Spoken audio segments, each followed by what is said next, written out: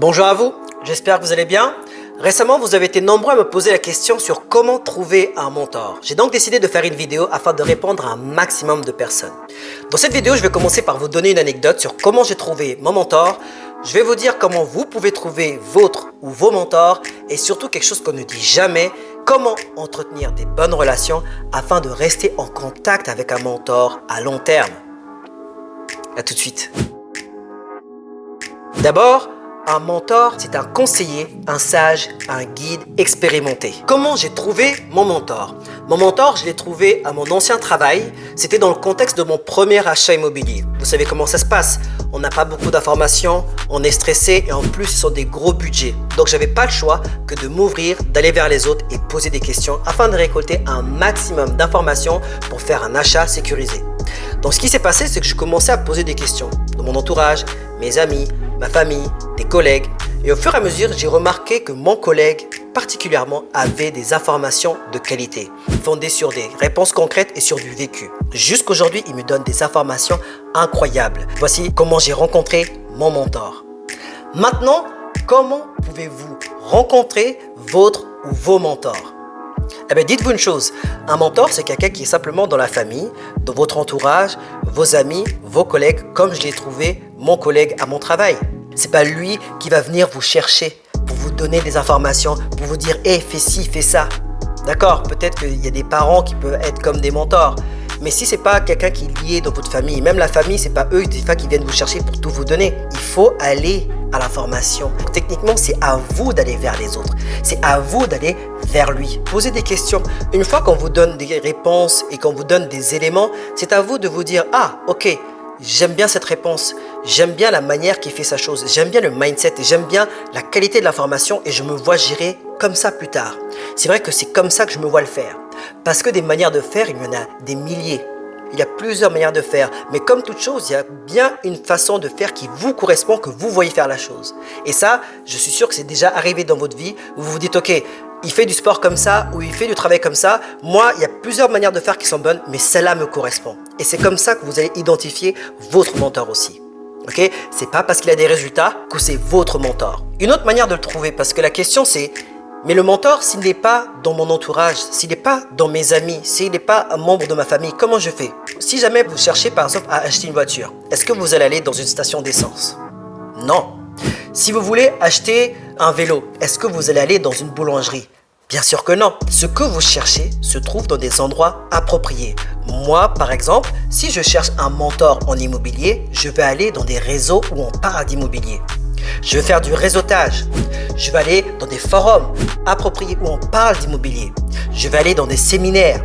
Je vais aller dans des groupes, dans des réunions. Je vais aller dans des endroits où on parle d'immobilier, où on échange déjà ces informations. Donc vous, pareil, pour trouver un mentor, allez là où ils sont susceptibles de se trouver.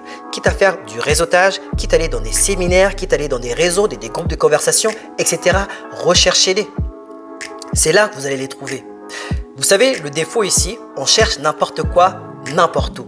Après, on s'étonne qu'on a des résultats bizarres ou qu'on a des personnes qui ne comprennent pas ou qu'on a des personnes avec qui on ne clique pas ou on n'a pas d'alchimie. Et c'est parce qu'on a des réalités différentes. On vient d'endroits différents. Tout simplement, soyez là où vous devez être et cherchez là où vous devez. C'est ça le truc. Voici comment trouver un mentor.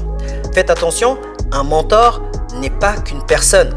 Parce que tout ce qui est conseil, idée, sagesse, faut pas croire que c'est qu'une personne en face de vous qui peut le faire.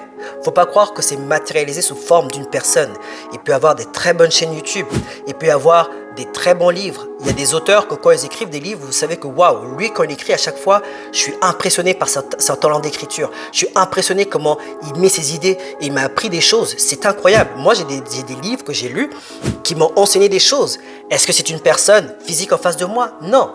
Il peut y avoir des personnes, par exemple, qui font des séminaires ou qui font des congrès aux États-Unis, en Angleterre ou en Afrique, qui sont incroyables, qui sont des mentors, mais qui ne sont pas forcément en contact avec moi. Mais ce sont des mentors. Donc, ne vous bloquez pas qu'à une personne qui peut être en face de vous. Vous pouvez avoir un mentor ou même plusieurs mentors. Personnellement, je recommande d'avoir plusieurs mentors. Moi, je ne crois pas qu'il y ait un mentor qui va vous enseigner tout dans la vie. Il peut y avoir des mentors qui peuvent vous enseigner l'immobilier. Il y a des mentors qui peuvent vous enseigner à faire la construction. Il y a des mentors qui peuvent vous enseigner à comment interagir avec vos amis, relations humaines. Il y a des mentors qui vont vous apprendre comment avoir des relations amoureuses, comment être avec des personnes, comment garder une personne, comment aborder des personnes.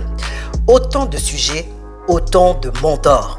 D'ailleurs, dans les commentaires, faites-moi savoir, dites-moi qu'est-ce que vous en pensez. Est-ce que c'est mieux d'avoir un mentor ou plusieurs mentors?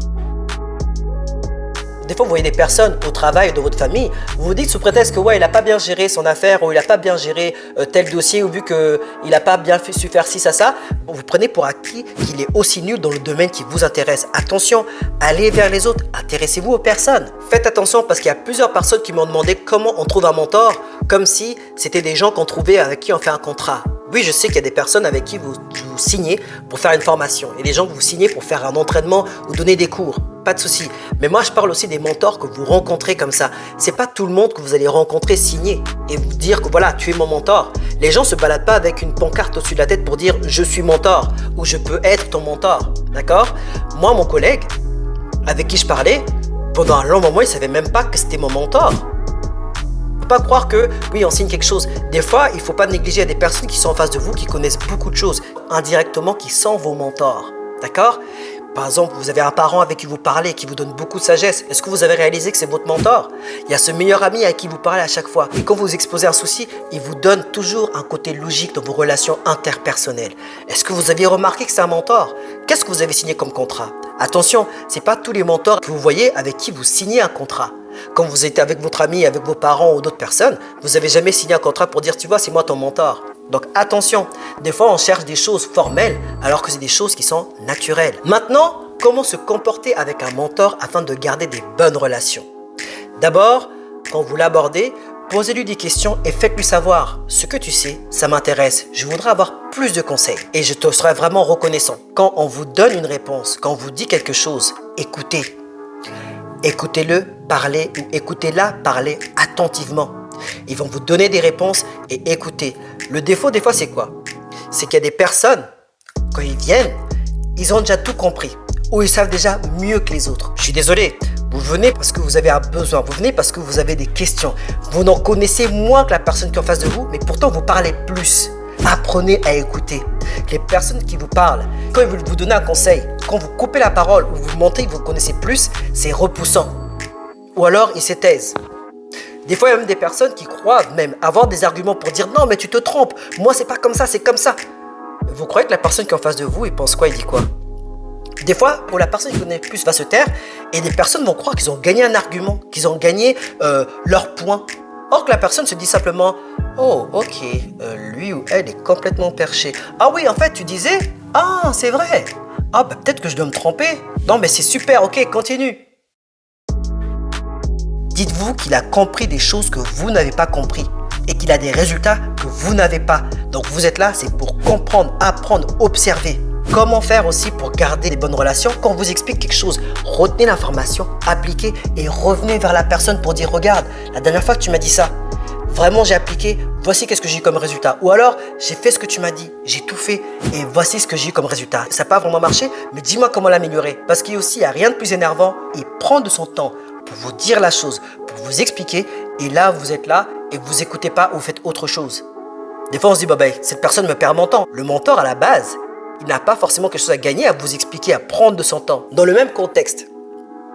Et ça, c'est quelque chose qu'on ne dit jamais. Quand vous êtes en contact avec quelqu'un, avec un mentor, et que vous prenez des informations, des nouvelles, vous le textez, vous l'appelez, etc.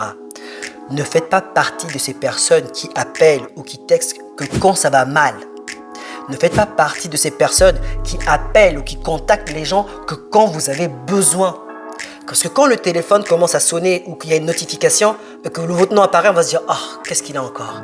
ou « Oh, qu'est-ce qu'elle a encore ?» Ne faites pas partie de ces personnes-là. Appelez aussi pour vous dire « Hey, toi, est-ce que tu as passé un bon week-end ?»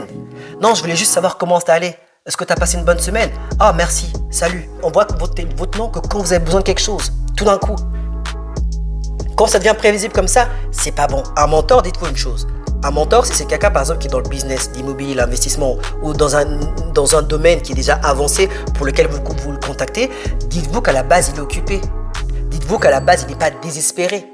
Dites-vous qu'à la base, il n'est pas là à se tourner les pouces, à rien faire. Donc, quand vous le textez Donc quand vous l'appelez et qu'il prend le temps de vous expliquer quelque chose, de vous dire quelque chose et de faire quelque chose, c'est parce qu'il vous considère. Donc considérez le temps qu'il vous donne. Ne prenez pas un mentor pour de l'acquis. Ne prenez personne pour de l'acquis. Le mentor, des fois, il peut vous appeler pour dire hey, comment ça va. Si toi-même, tu n'es jamais disponible et c'est que lui qui est disponible à chaque fois pour vous, ça ne marchera pas. Ça ne marchera pas. On va comprendre qui vous êtes. Au fur et à mesure, ils vont se dire ok, d'accord. Lui, quand je vois son nom, ok, c'est qu'il a besoin de quelque chose. Attention, des mentors, il peut y en avoir partout et pour n'importe quoi. Juste quand vous trouvez un mentor, soyez sûr qu'il fait ce qu'il vous dit. En effet, c'est pas parce que ça sonne bien qu'il faut prendre tout pour de l'acquis. Parce que, encore une fois, ça peut être dangereux si vous suivez quelqu'un qui vous donne juste des belles paroles mais qui n'a rien vécu et que vous vous retrouvez dans des mauvaises postures. Donc voici ce que je voulais vous partager aujourd'hui parce qu'il faut faire très attention parce qu'on parle souvent simplement de comment trouver un mentor. Mais je trouve qu'on parle rarement de comment garder des bonnes relations avec un mentor. Car le but, c'est que ça se prolonge à long terme. Moi, je m'appelle Julio, j'ai actuellement 16 appartements à mon actif et je suis retraité. Mon but, faire des vidéos orientées motivation, mindset et investissement afin qu'un maximum de personnes comme moi, parties de rien, puissent atteindre l'indépendance financière. Si tu aimes ce genre de contenu, dès maintenant je t'invite à liker, t'abonner, activer la cloche de notification et partager tout autour de toi pour des personnes qui veulent trouver un mentor et qui sont à la recherche. Ici apparaît une vidéo justement qui vous explique comment mon mentor m'a fait gagner 300 000 $ en une conversation. Et ici apparaît une vidéo qui vous explique comment j'ai retraité à 37 ans. Allez-y, je vous attends de l'autre côté. À très bientôt.